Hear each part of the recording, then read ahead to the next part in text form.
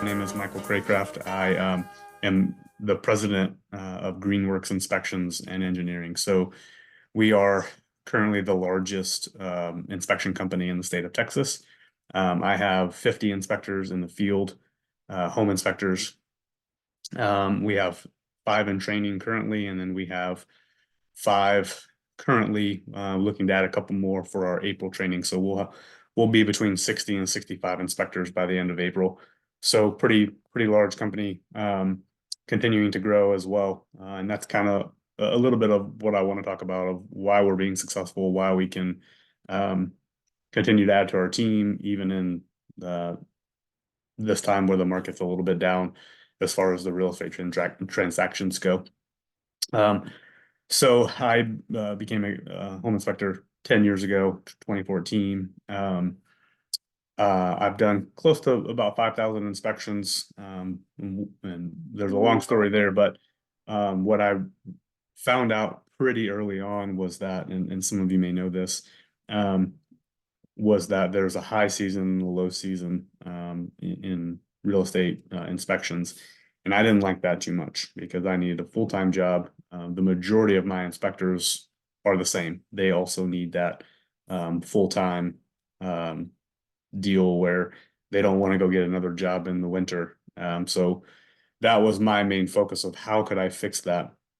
And I found out pretty early on that if I can create my own pipeline of realtors and clients that would share my name, I could stay busy, even working for a company that obviously, answers the phones and does all the marketing and does all the business development side of things. I can take some of that and really kind of create my own path. So that's what I kind of want to share today is we're not going to talk so much about the inspection itself.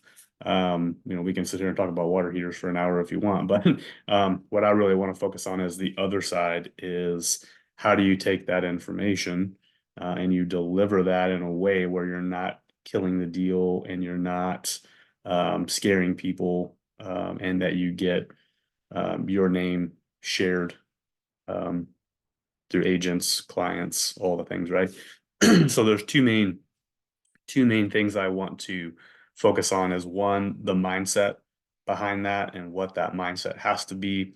What I typically see in home inspections or home inspectors' mindsets, and then how it really has to change in order to really be successful. And then on the other side is, well, how do you do that? What does that look like? And I will provide a framework in this webinar too of what we teach our inspectors and why they're successful and why they can go out really early on. I can take a brand new home inspector, teach them these processes, and within a couple months, they can be in a place where they are delivering the same level of service as if someone has been doing it for years. So want to kind of focus on those two things. And again, if you're just jumping on, we are, the chat is open. So throw some questions in there and I'll answer those as I go. So number one, mindset. So what I typically see with mindset from a home inspector is, and if you go and you look on many of the Facebook groups and inspector chats and all these things, there's always a lot of complaints about clients, builders, agents. But the fact really is that we work for them, and they are giving us work. So, there is some control there that we would like to have, but the fact is it's their purchase, it's their sale. So we have to kind of fit into what that looks like for them, not for us. So if you're a home inspector and your goal is to just make a couple $100 that day, that's good for that day, but what about the next day and the next day and the next week and the next month? How do you build your business so that you are constantly stacking all those inspections? So why I got into the inspection industry is I wanted to be in someone else's largest purchase that they'll probably ever make in their life, a home buying purchase. So um, it wasn't about me, it's about them. So what I learned early on is that I can't just go in and say, hey, here's your list of things that are wrong. Good luck, see you later, and but tell your friends about me, right? And that's kind of where the industry was 10 years ago. But how we grew our business and what the things that we had to change were we had to listen to what the clients were wanting, and what they were really wanting was a little bit more, a little bit closer to more of a consultant of, hey, here's this information, but what do I do with it? What does it mean? And how do I get it fixed? How do I, you know, what do I do basically? So um, that's really the mindset that us as inspectors have to have. And what I train my inspectors is, what is our job as a home inspector? And our job is not to just tell you what's wrong with the house. Our job as a home inspector is to really let the client know what they're getting. So what are you purchasing? And that's good and bad things. So we have to balance, and we can't just say, here's all the bad things that are listed that I found. And then again, good luck, see you later. So um, um, really when you come out of the home inspection school, or really when you get into it, there is the kind of these guardrails that we have that are unspoken, but they're there. And on one side we have, well, don't kill the deal, right? And we really try to stay away from that guardrail, but don't kill the deal, because then you're gonna upset the clients, you're gonna upset the realtors, all things. But then on the other side of the road, we have um, but tell them everything that you found, right? So don't kill the deal, tell them everything that you found. Well, if you think about it, those things are very contradictory, because if I tell you all the bad things that I found, I'm kind of killing the deal a little bit, right? Because it's going to sound really bad. And as if you're a home inspector on this call, you know that you can make any house kind of feel like it's falling over, and that it's, you know, even a brand new house, we can make it sound extremely horrible just by the language that we use. So, um, but how do we stay in the middle of the road? We don't bounce off these guardrails. So what I typically see from a home inspector is we're gonna be over here on this side of the road, and I'm just gonna start telling you all the bad things about this house. And so we're bouncing off this guardrail over here. So then we're like, oh no, we're bouncing off this guardrail. So what do we typically do? We overcorrect. So we steer to the other side, and we throw out things like, well, the house is in really good shape and the builder did a really good job. And I've heard this one quite a few times. This is the diamond in the rough. It's really a really nice house. It's a gem, but then we steer back to the other side and we hit this other guardrail of, oh, but I still have to tell you all the bad things about it. And then we go bad, bad, bad, bad, bad again, right? And it's really what realtors hate about home inspectors, is that we have to tell you that information, but the way that we present it is just like, this house is so negative. And then we scare the client, and then they don't want to talk to us, right? So how do you stay in between, and how do you continue to add value? Because really what we're doing as an inspector is we're delivering bad news on someone's dream house. Um, if we're just going bad, bad, bad, right? So how do you still deliver all that information that we're supposed to deliver in a way that is digestible and it's non-scary, is really what we want to kind of talk about today. So the method that we use, it's kind of a three-part method. Oh, before I go into that, so definitely again, use the chat, please. If you guys have any questions on mindset, we can go into that a little bit further, so we can go back if we need to.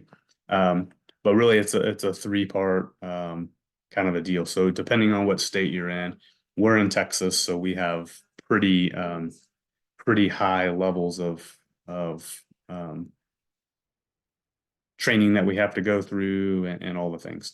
But we have a certain template that we have to use. And I know InterNACHI has some of their own, but we have a state template that we have to use.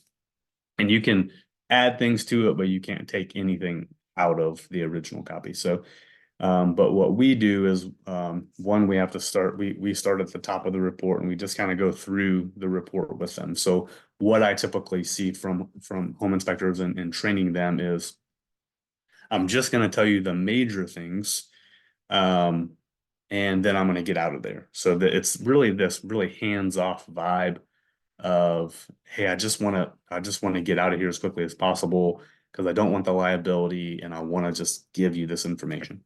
But what we do and what we train is we hit every section of the report, even if there's nothing wrong with it, because we want to add the value to our service, not so much the house, because we're not trying to sell the house. And that is, trying to sell the house is kind of something that happens when we are hitting this left side guardrail of, I don't want to kill the deal. So we start trying to oversell the house. Well, this thing was so good about the house. And wow, that's a really cool feature. You know, we kind of start throwing these things out there.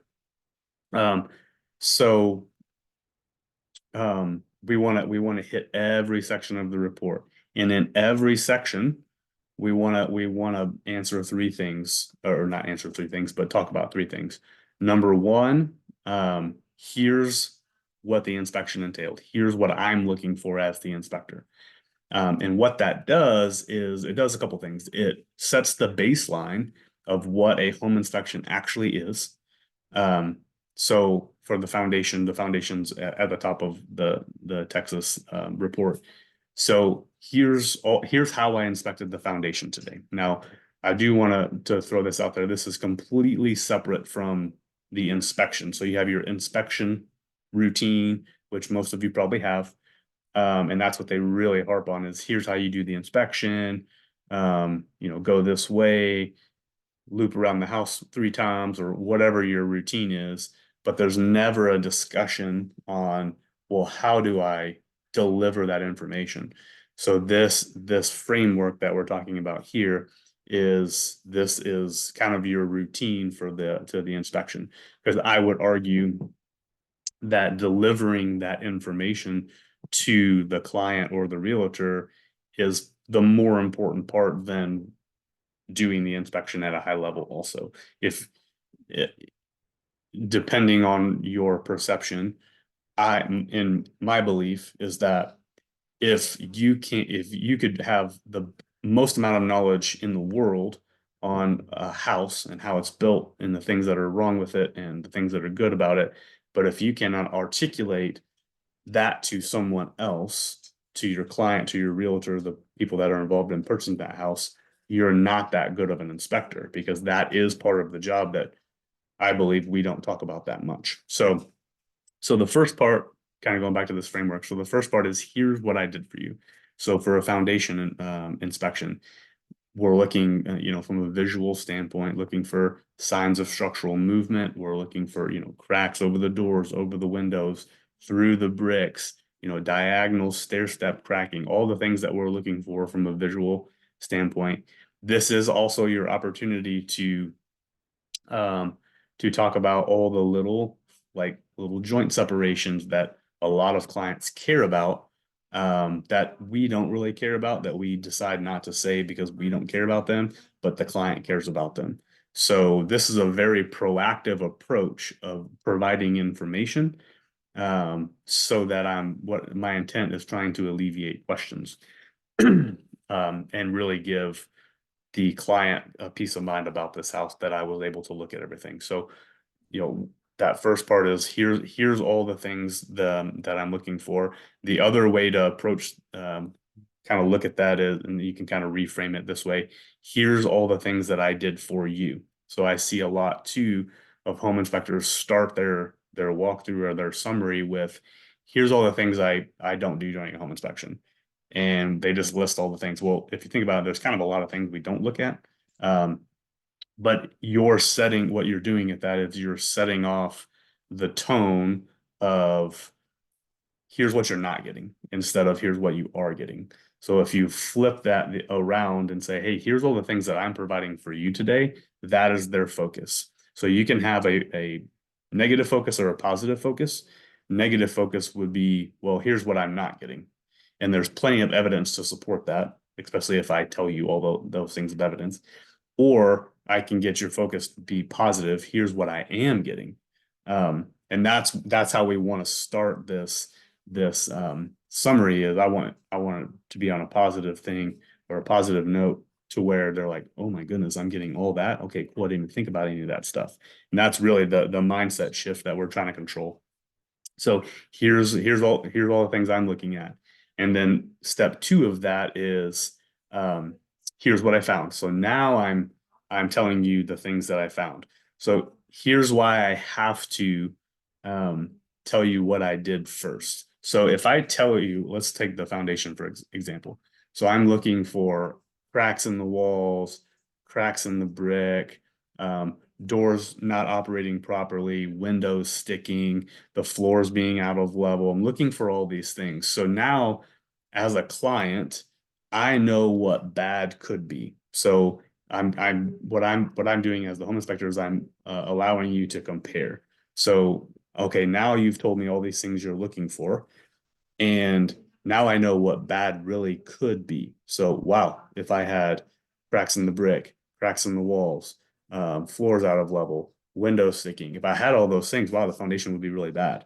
Now, when I deliver the second part of here's what I found today, it doesn't sound as bad unless it obviously matches, right? Which is, we'll talk about that in a second too. It doesn't sound as bad because now I have something to compare it to. So what we find as a home inspector is a lot of when we deliver information, then we start backpedaling on how bad it actually is. And oh, it can be fixed. And that's when the realtor jumps in and is like, I got a guy that can fix that, and then it gets back and this back and forth of like, well, is it bad? Is it good? I don't really know because they don't have anything to compare it to. And as inspectors, what we tend to do is we talk at a level as if we're talking to another home inspector. So like if you tell me there's some exposed post tension cables or, there's underexposure of the foundation or there's some corner pops or things like that, I know that stuff's not that bad. But a client who's buying a house that doesn't know anything, they don't know. Like it sounds really bad. So we have to give them something to compare it to. So, hey, here's all the things that I'm looking for. And then here's a couple things that I found. So now that without me having to overcorrect this road analogy, overcorrect to this other side and be like, but the house is in really good shape, because that's extremely contradictory. And what I see a lot is that the inspector will contradict themselves because they're trying to save and not kill the deal. So hopefully that this is landing and making some sense.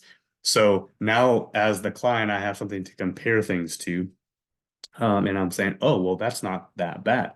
Now I go into step 3, which is what to do with that information. So what's the solution or education? So if it's something that really doesn't need to be addressed, because as we know as inspectors too, there's a lot of things that if the house is 20 years old that are just going to be there because the house is 20 years old or older, right? We know that at a certain age of a house, you're going to find a certain number of things just because houses change, right? So now we can have that conversation. It allows the space for us to explain these things, and then, hey, this does need to be fixed. You need to have this person come in and fix that. Or for a new, like we're doing a ton of new construction right now in North Texas. So, a lot of that is like, especially with the foundation, there's not anything, it's a new house, so it's in pretty good shape, right? But that still gives us a space to plant some seeds. So I call it seed planting. So I can plant negative seeds or I can plant positive seeds. For my education, I want to plant positive seeds, which are things like, well, here's what you're welcome to homeownership. Here's what you're going to experience when you live here. So if you start seeing some of these things, this could be the indication. Here's what you would do about that. So we're educating, doing a ton of education on how to live in a house, how to what to do if you see things, not to be worried about that. Now, that does a couple things too. One, when the kind of the unspoken truth about home ownership is if I see something and I just bought the house and I didn't know about it, I want to blame the home inspector, right? And we want to try to avoid that. So if I can speak to that thing that's going to happen in the house or things that they will typically see when it happens, it's going to trigger them to be like, ah, man, my home inspector told me about that. Dang it. Okay. Okay, that's normal. Or, oh, I need to call this person. So I'm planting that future seeds so that they're not coming back to the home inspector being like, hey, I think you missed this, which is the tendency if I don't tell you. Um, so that is the framework. So those 3 steps. Now, what we do is we do those in every section of the report. So in Texas, it goes foundation, grading, roofing, attic, exterior. So every section, I'm hitting those things. So think just a couple things to think about there. So all of the information that I'm giving you, home inspection is 3 to 3.5 hours, let's say. Um, Many times, let's say take a new construction, you're at a new construction house for let's say 3 hours. The client comes in and they're like, man, okay, we do the walkthrough. I give you, I don't know, 10, maybe 10 things from a new construction property, realistically. Half of them they may have already noticed because they've been walking around the house for months. So I was at a house for 3 hours and I gave you 5 to 10 things some of you already knew about. Like what value is in that? And the answer is really none. There's not that much value there. So I just paid you $500 for this home inspection and you told me 10 things, 5 of which I already knew about. Like, is that worth it? I don't really feel like it's worth it. Right. So what that does is it drives the price down for home inspections because we're not adding enough value. And we have inspectors out there that I see their posts all the time. They want to charge $800 for a home inspection, but then this is the type of value that they're giving is they're saying, hey, here's your report, see you later, thanks for the $800. That kind of stuff drives the price way down, and those inspectors, it's hard for them to stay busy, and people don't want to pay that because that's the expectation.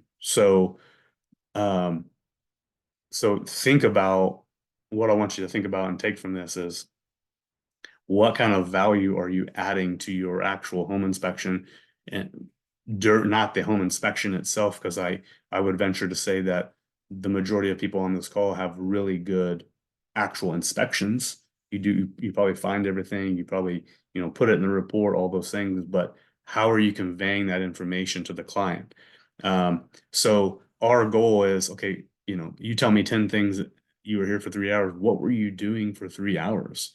So I know that going in. My inspectors know that going in. They know that they have to change that mindset. So we want to change it from what were you doing for 3 hours? And if I'm hitting all these steps and I'm telling you all the things that I did, even if they are in good shape, um, I'm telling you all the things that you got from my service, which is increasing the value. Um, Now it goes from what were you doing for 3 hours to, oh my goodness, you did all that stuff in 3 hours. It's like, do you need more time?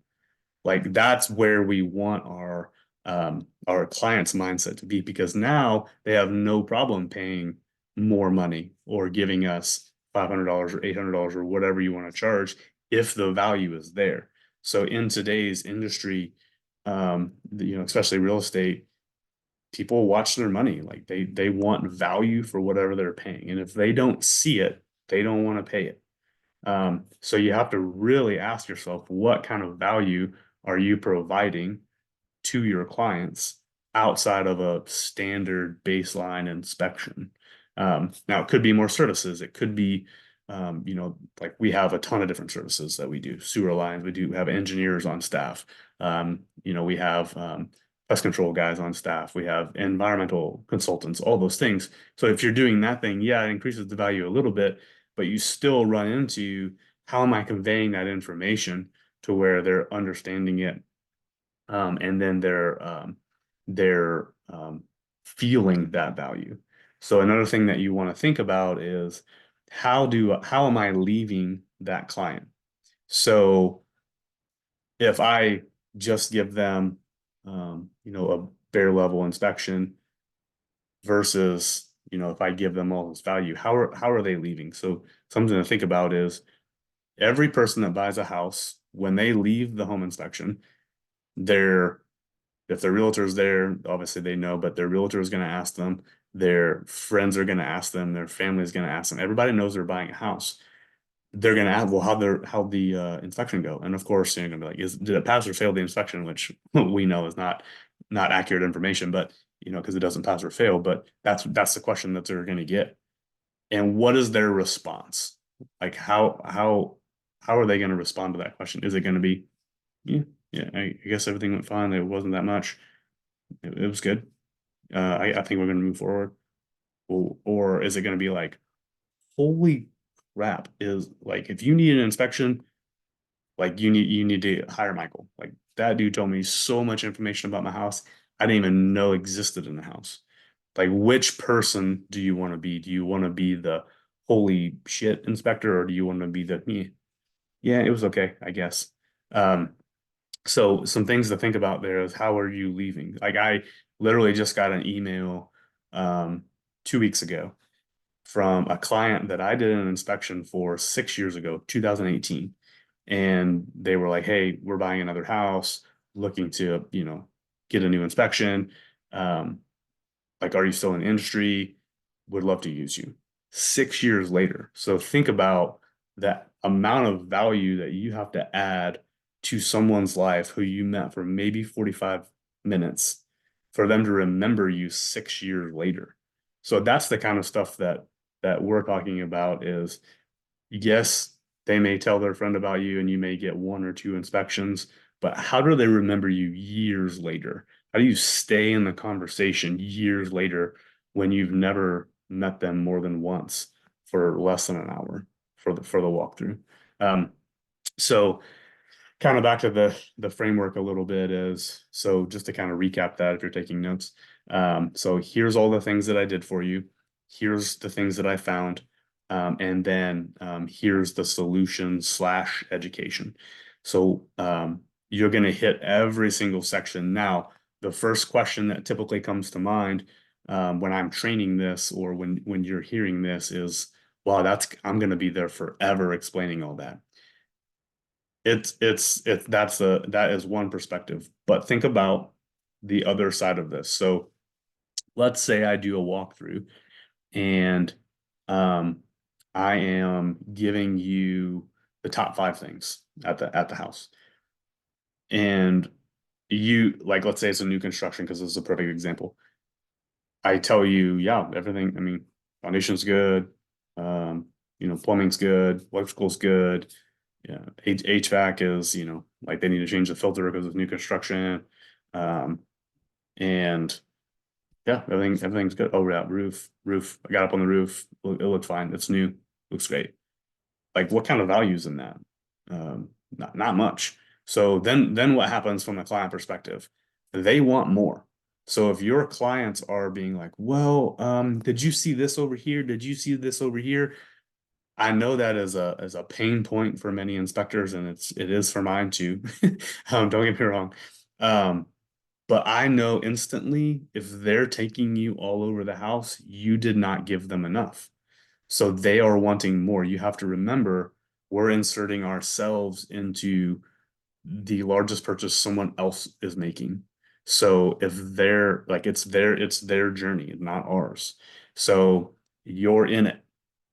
And if you're not providing impact or value in there, they either want you out or they want what they're expecting. And their expectation is that I want value. Like I want a good inspection. I want to know what I'm getting.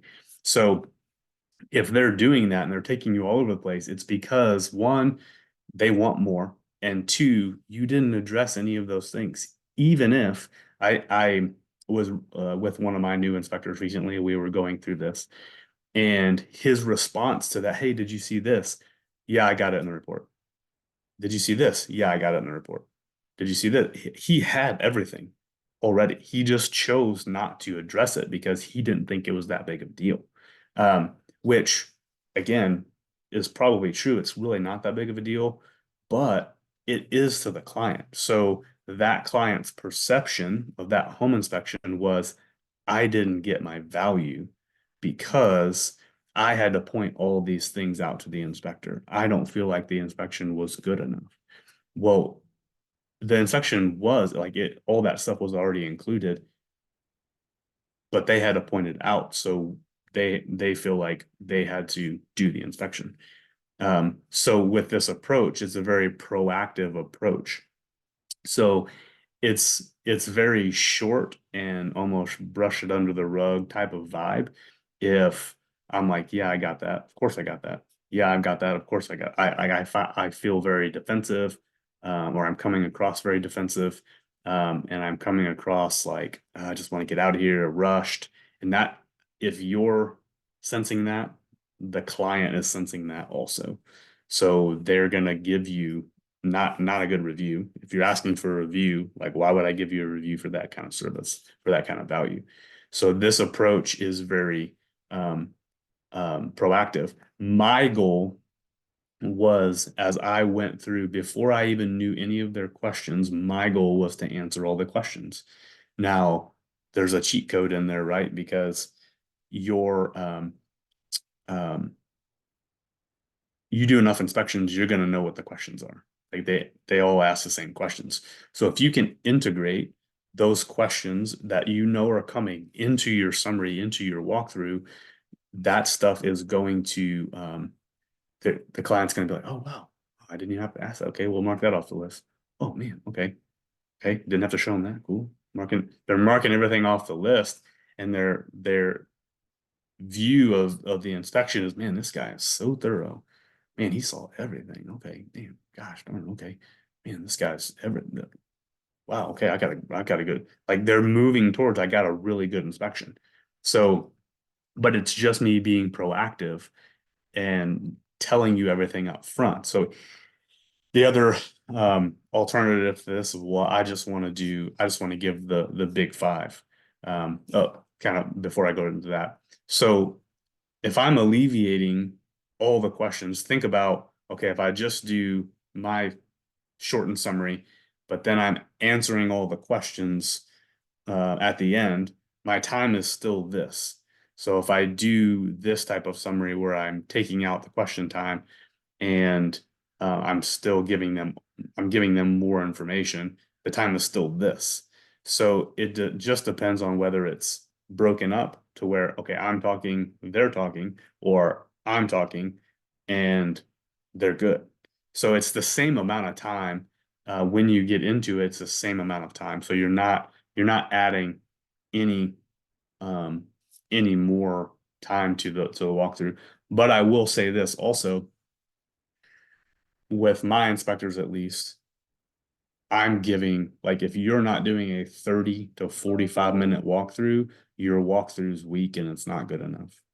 And that may sound kind of harsh, but the reality is that's what they want. So why are we not giving that to them? Because anything less than that, they feel rushed. They don't feel like their questions got answered. You have to get out to get to the next inspection to make your, extra $100 or whatever you're paying yourself or paying your people. It's rushed and the client is feeling that. So we train this because I hold my inspectors to certain KPIs for reviews and requests. It's really unfair for me or for anyone to say, hey, you need to get this number of requests, this number of reviews, and not teach you actually how to do that. Because if you're giving a really short inspection summary and you ask for a review, if there's no value, it's like, why would I leave you a review? Like, they're going to tell you on site, yeah, I'm going to do that. So I get that feedback from my inspectors sometimes too, is I can't get a review. Like, they're just not, they're telling me on site that they're going to do it, but like, it never shows up. I go out and I watch their walkthrough and I'm like, well, that's why. Like, you're not giving enough value. Your walkthrough was 10 minutes. So think about, if you got that service, would you leave a review? And if the answer is no, then you have to alter that.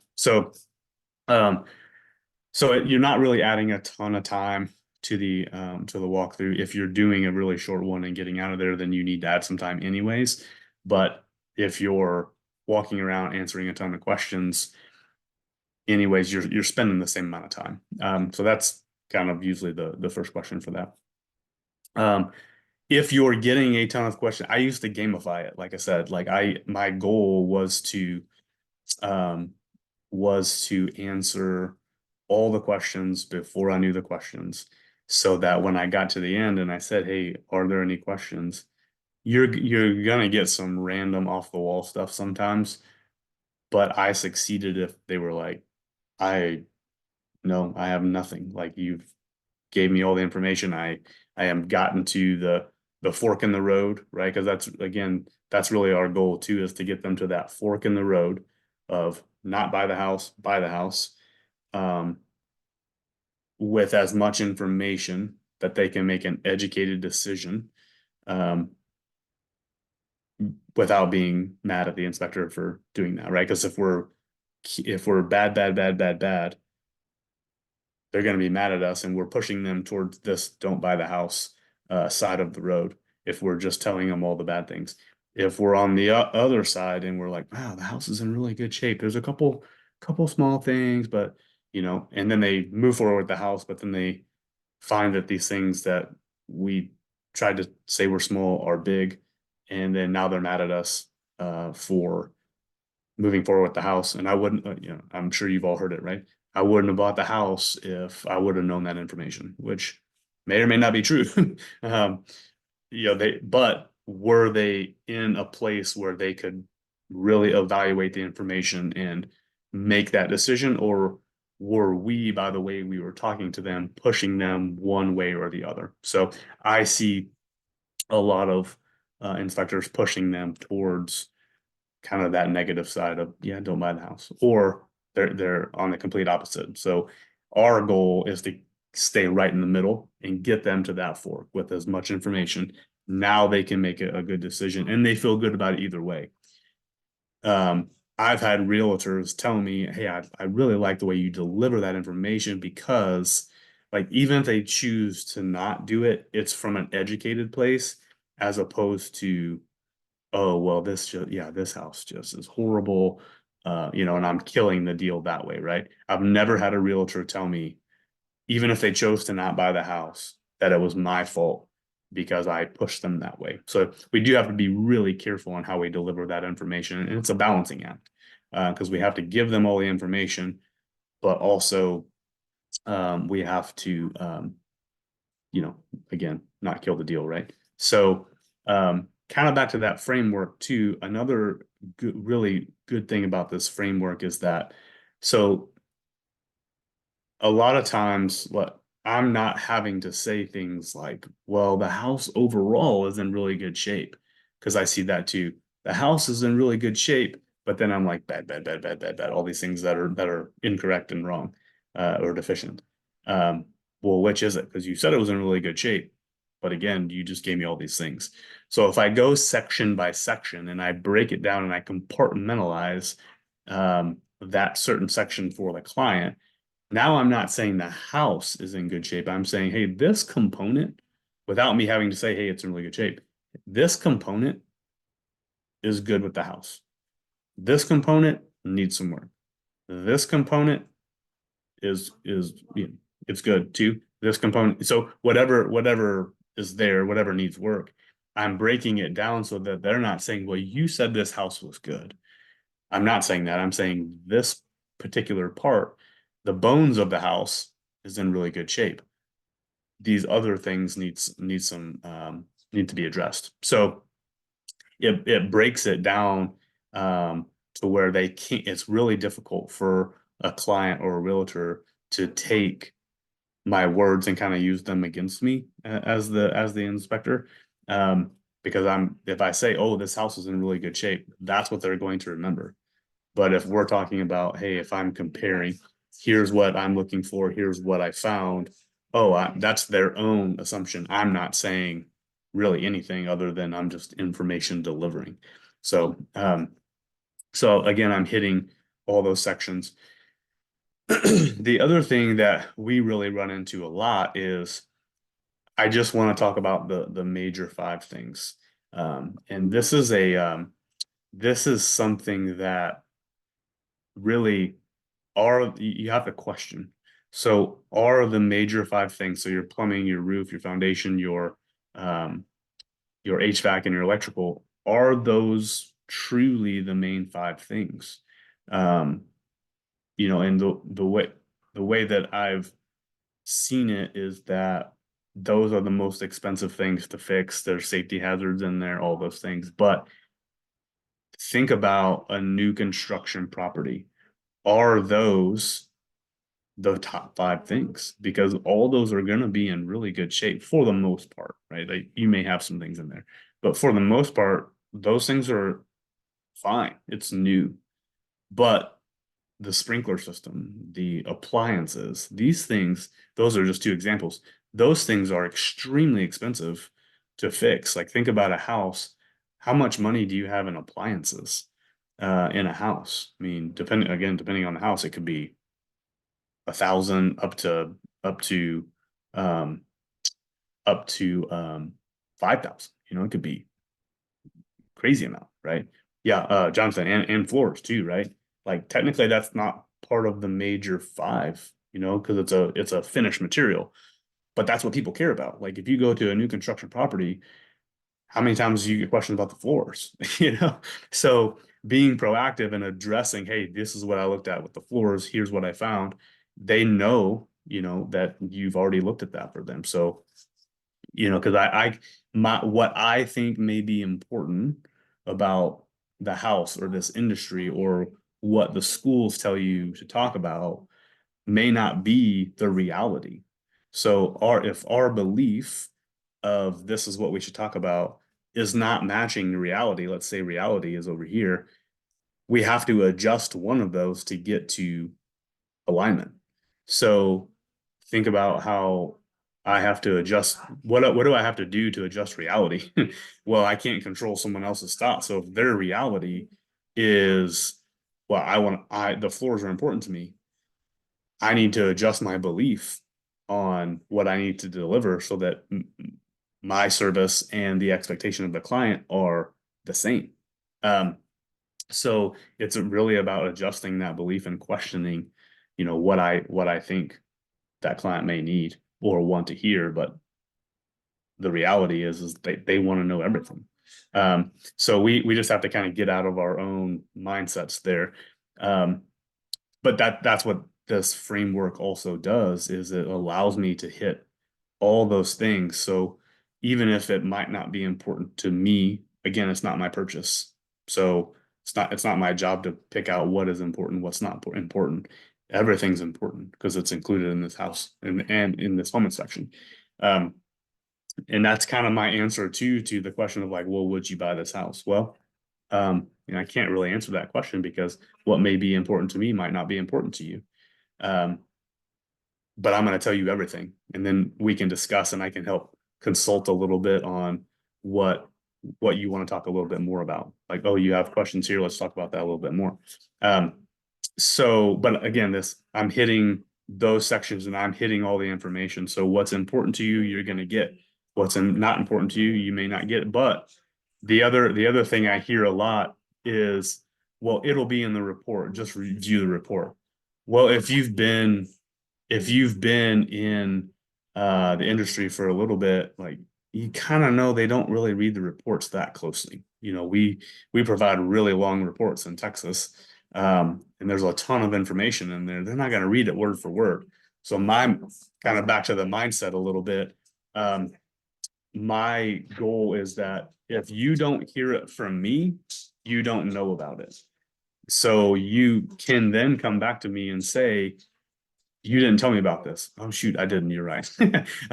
So I want to give as much information so that you cannot come back to me and say, even though it's in the report, really relying on that report, the report is more for us as the inspectors. So if this goes to a different level, if this goes to, um, um, court, or they want to sue or whatever, that the report is what I'm liable for. So that's really more for us, right? The walkthrough and the summary is for them. So whatever we tell them during that interaction is what they know about the house. So kind of keep that in mind too, is, am I giving enough information? Am I giving enough value? Am I elevating that service? You see here, I don't see any other questions. Is there anything else that you all have in there? Okay, I see a question. You see the value in purchasing the narrative comment libraries available for InterNACHI specific inspectors. Here's my personal take on that. I'm not saying it's good or bad.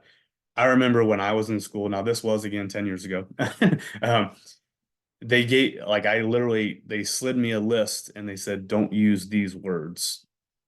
Man, that's hard. That's a really hard thing to do, because then you end up leaving out information because I couldn't figure out another word or another way to say that. My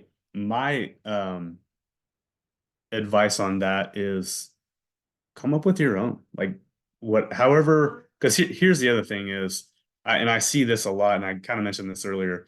If I think that question was from Michael, right? Yeah, Michael, if you and I are talking and we're throwing out terms that we understand as a home inspector, GFCI, TPR, all these, flashing, all these things that the common person has. Like, I think about, if I'm practicing this, I'm thinking about, okay, I'm talking to my 9-year-old. If I said that word, would they know what that means? And if the answer is no, then it's not good enough, because I'm assuming that most people know nothing about houses, and that's where I start. Now, if the evidence during the inspection shows me that they know a little bit more, okay, I can adjust on the fly. But if I start high and they're low, now I'm talking over their head, and again, it decreases my value because they're not getting. I may be talking very effectively if I was talking to you, but if I'm talking over their head, they're not getting it. So my value is not there. So be careful with like different narratives and different terms. You have to look at the terms and you have to put it in to like layman's terms so that a 9-year-old can pick it up if you're talking to them. Hopefully that answers your question there. Let's see, is there value in giving them a pad and paper to document what they are seeing? I think so. I used to have um, I used to have people that brought their own. I always kept one. I always kept a tape measure. If they want to measure something, I'd let them borrow stuff like that. I'm sure I've seen other inspectors do that. Sometimes we do like little gifts too, like, hey, here's a pad and paper.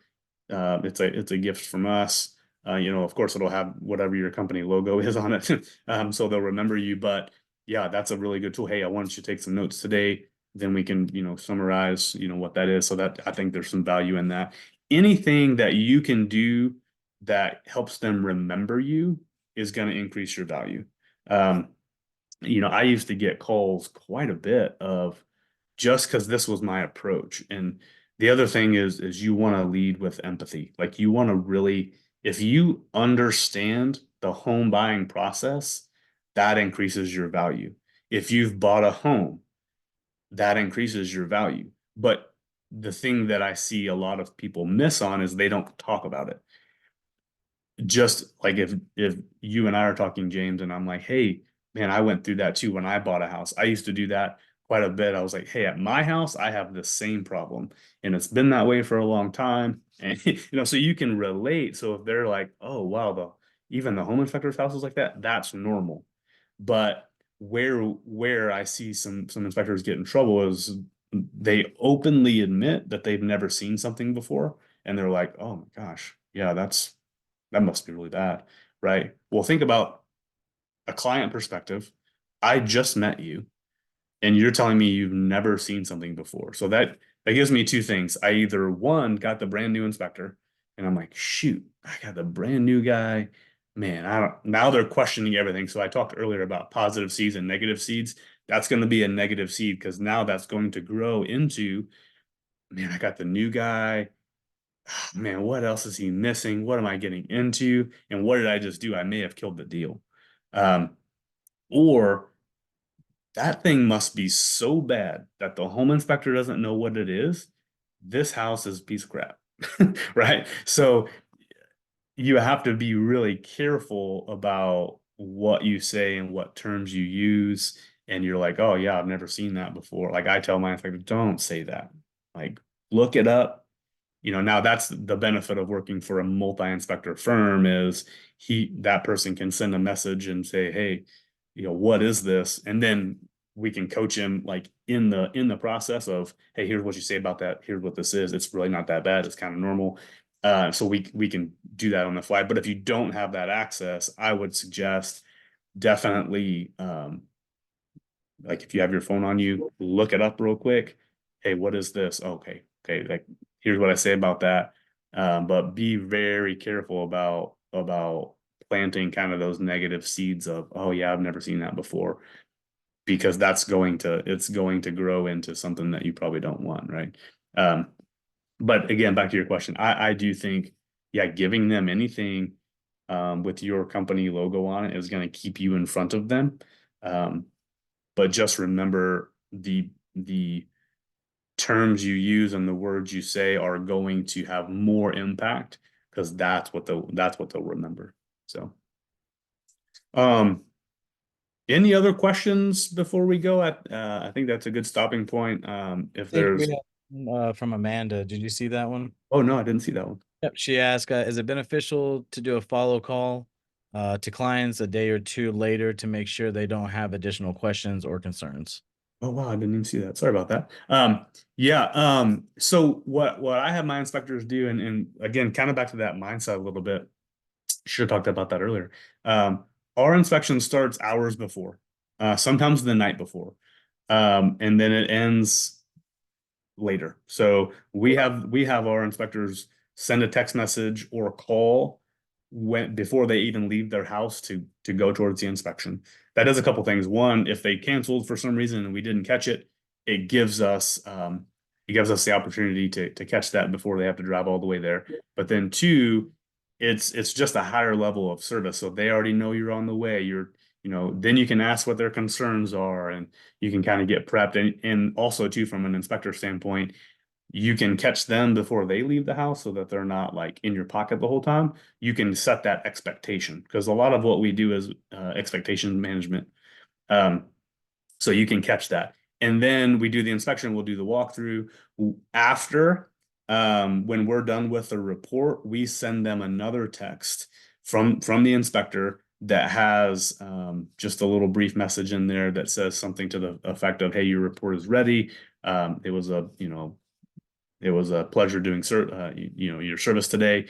Here's my flow code. So we have what's called a flow code, which is basically a digital business card, but it also has a review link in there. And then it allows for them to leave a review. So we follow up that way. And it gives them the opportunity to ask any questions as well. But we don't do a follow-up call. Now you could, it depends on how busy you are. Like my inspectors are 2 inspections, 2.5 inspections a day, every day that they're working. So for them to do the follow-up call, now we have had some discussions about, well, do we have someone from like our office call? We haven't really had the need to do it though. Again, if you're doing the walkthrough at a high enough level, there usually isn't a need for callbacks. And I tell my inspectors this, if you're getting a ton of callbacks, you're missing something, especially if it's now. I will say I've gotten calls like months later, and they're just like, "Hey, just want your advice on this. You know, I know this wasn't part of the inspection, but you know, we're thinking about doing this. What do you like?" That's putting yourself out there as you know, kind of more of a consultant as opposed to just the home inspector. So throw that out there. Hey, and I have my inspectors tell them anytime you need anything, give us a call. We open that door wide open. We leave it open for sure. Sorry, is there any other questions I missed? I did not see them. I think you got them. Cool. Well, it's been great. If anybody has any follow-up questions, I'll post my email in the chat. If anybody has any questions you want to send me an email, feel free to do so. I would love to chat or go back and forth with you.